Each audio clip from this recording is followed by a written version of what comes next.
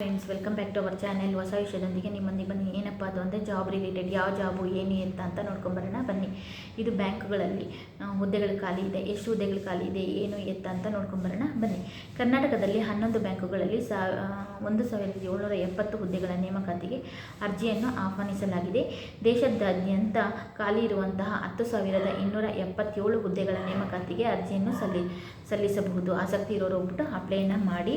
ರಾಜ್ಯದ ಪ್ರಮುಖ 11 ಬ್ಯಾಂಕ್ಗಳಲ್ಲಿ ಒಟ್ಟು 1,170 ಕಸ್ಟಮರ್ ಗುಮಾಸ್ತಾ ಹುದ್ದೆಗಳು ಹಾಗೂ ದೇಶದಾದ್ಯಂತ 10,277 ಹುದ್ದೆಗಳಿಗೆ ಅರ್ಜಿಯನ್ನು ಆಹ್ವಾನ ಮಾಡಲಾಗಿದೆ.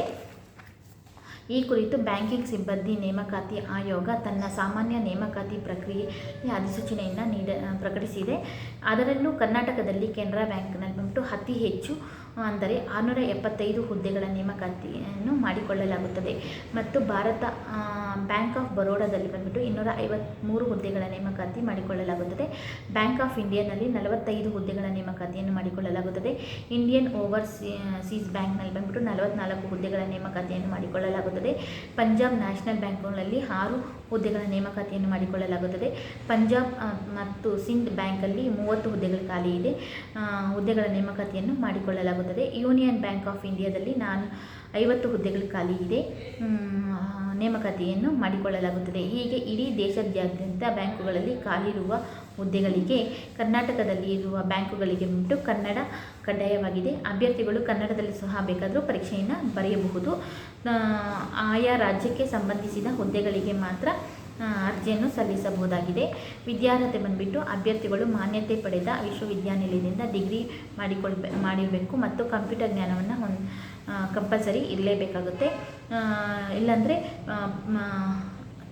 ಕಂಪ್ಯೂಟರ್ ತರಬೇತಿ ಪ್ರಮಾಣ ಪತ್ರ ಹಾಗೂ ಅಥವಾ PUC ಪ್ರೌಢಶಾಲಾ ಮಟ್ಟದಲ್ಲಿ ಕಂಪ್ಯೂಟರ್ ವಿಷಯನ ಓದಿರಬೇಕಾಗತ್ತೆ. ವಯೋಮಿತಿ ಬಂದುಬಿಟ್ಟು ಅಭ್ಯರ್ಥಿಗಳು ಕನಿಷ್ಠ ವಯಸ್ಸು 20 ವರ್ಷದಿಂದ ಗರಿಷ್ಠ 28 ವಯಸ್ಸಾಗಿರಬೇಕಾಗತ್ತೆ. ವಿದ್ಯಾರ್ಥಿ ಮೀಸಲಾತಿ ಆಧಾರದ ಮೇಲೆ SC STಗೆ 5 ವರ್ಷ ಸಡಿಲಿಕೆ ಇದೆ. OBCಗೆ 3 ವರ್ಷ ಸಡಿಲಿಕೆ ಇದೆ. ಅರ್ಜಿ ಶುಲ್ಕ ಬಂದು ಸಾಮಾನ್ಯ OBC ಮತ್ತು EWS ವರ್ಗದ ಅಭ್ಯರ್ಥಿಗಳಿಗೆ 850 ರೂಪಾಯಿ, SC ST ಅಭ್ಯರ್ಥಿಗಳಿಗೆ 175 ರೂಪಾಯಿ.